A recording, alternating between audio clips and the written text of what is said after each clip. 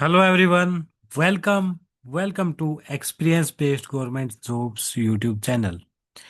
तो आज हम देखेंगे आईआईटी भुवनेश्वर उड़ीसा में कुछ एक्सपीरियंस बेस पे नॉन टीचिंग स्टाफ की रिक्रूटमेंट आई है।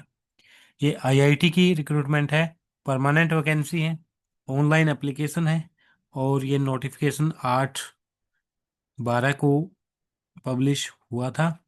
इसमें कुछ टेक्निकल पोस्ट है और कुछ नॉन टीचिंग पोस्ट है। सारी ये नॉन टीचिंग पोस्ट है, कुछ टेक्निकल है।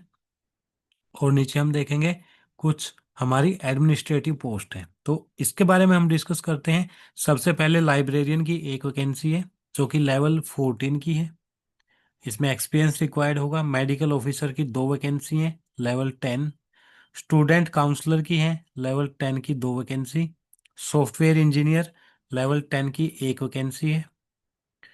इसके अलावा असिस्टेंट टेक्निकल ऑफिसर लेवल 10 की है, छः vacancy.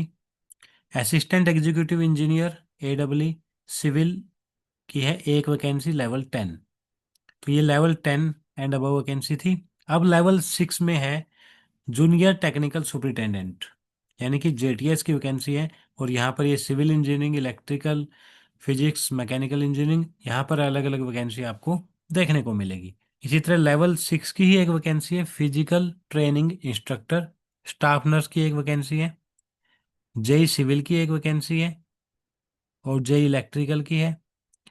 JEE electronics and media engineer की है। और यहाँ पर जूनियर टेक्नीशियन की अलग अलग वैकेंसीज आप यहाँ पे लेवल 4 की देख पा रहे हैं। और ये जो 1 2 3 है, ये आप कैटेगरी वाइज है। आप देखोगे यहाँ पे, जहाँ पे जो आपको फर्स्ट कॉलम में दिखेगा वो जनरल की वैकेंसी है। SC ST OBC EWS ESM और PWBD। ठीक है, ये सारी वैकेंसीज हैं। तो आप जिसके लिए भी एलिजिबल हैं आप फॉर्म भर सकते हैं। हम एक बार देख लेते हैं एडमिनिस्ट्रेटिव पोस्ट। जो एडमिनिस्ट्रेटिव पोस्ट है उसमें असिस्टेंट रजिस्ट्रार की चार वैकेंसी है, लेवल 10।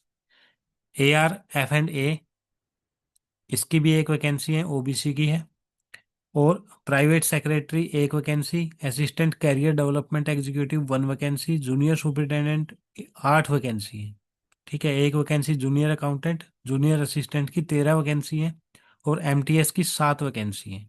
तो टोटल हमारी 101 वैकेंसीज यहाँ पे अवेलेबल है।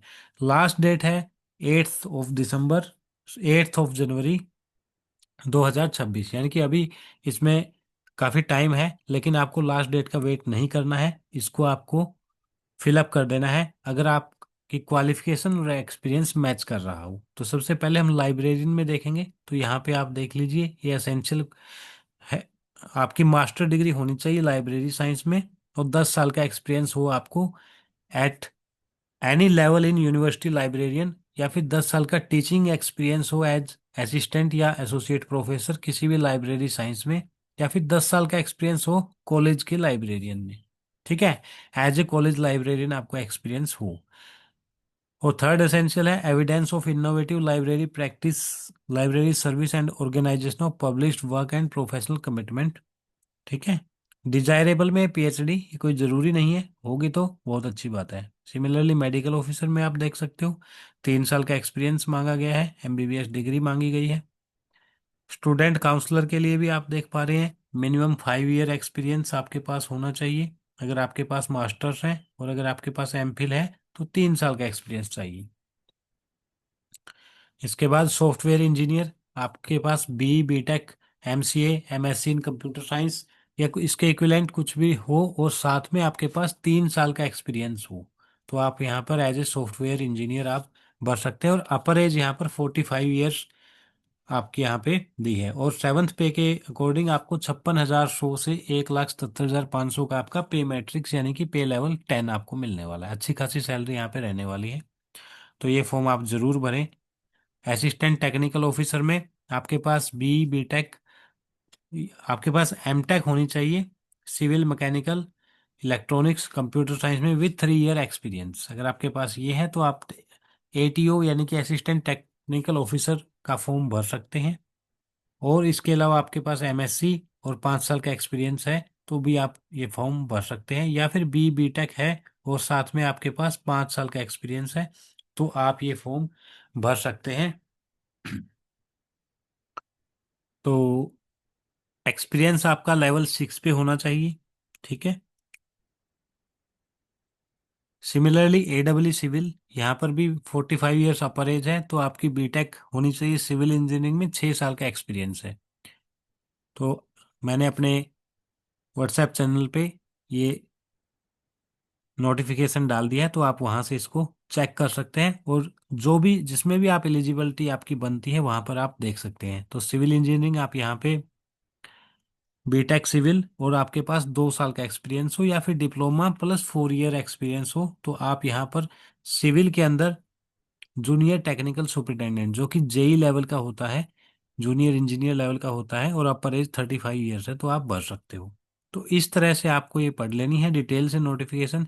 जो भी आपकी यहाँ पे एलिजिबिलिटी बन रही है उसके अकॉर्डिंग आपको ये फॉर्म अप्लाई करना है। अगर आप मैकेनिकल से हैं तो मैकेनिकल से बीटेक हो, या फिर 3 साल का डिप्लोमा और 3 साल का एक्सपीरियंस हो, तो आप ये जेई यहाँ पे जूनियर टेक्नीशियन आप अप्लाई कर सकते हो। तो इसी तरह सभी अलग अलग ब्रांचेज का ये दिया हुआ है, तो आप यहाँ पे इसको पढ़ लीजिए। मैंने अपने चैनल पे, व्हाट्सएप चैनल पे आपको ये नोटिफिकेशन दे दिया है। अप्लाई कैसे करना है तो अब हम देखते हैं। यहाँ के लिए आपको कोई भी ऑफलाइन एप्लीकेशन नहीं भेजनी है, ऑनलाइन फिलअप होगा, और 500 रुपये आपके यहाँ पे एप्लीकेशन फीस लगेगी, जो कि नॉन रिफंडेबल है। और ये फॉर्म आपको ऑनलाइन भरना है। ठीक है। तो आपको कमेंट में बताना है कि आप किस पोस्ट के लिए फॉर्म भर रहे हैं। अगर आप central government public sector undertaking PSU में हो, या ऑटोनॉमस बॉडीज में हो, तो आपको एनओसी चाहिए होगी। उसके बिना आपको अलाउ नहीं किया जाएगा।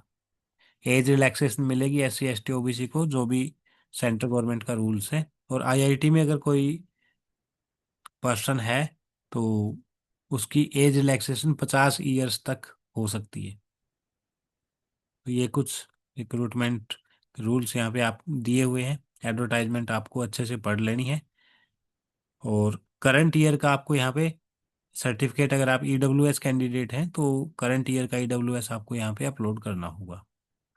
आपको कोई भी अगर डाउट है तो आप कमेंट में लिख सकते हैं। ठीक है। इससे रिलेटेड आपको कोई भी क्वेरी है तो आप कमेंट में बता सकते हैं। और सेम नोटिफिकेशन आपको हमारे यूट्यूब चैनल पे जो लिंक दिया हुआ है व्हाट्सएप चैनल का, वहाँ पे आपको मिल जाएगा। सो आज के लिए इतना ही। Thank you. Thank you very much.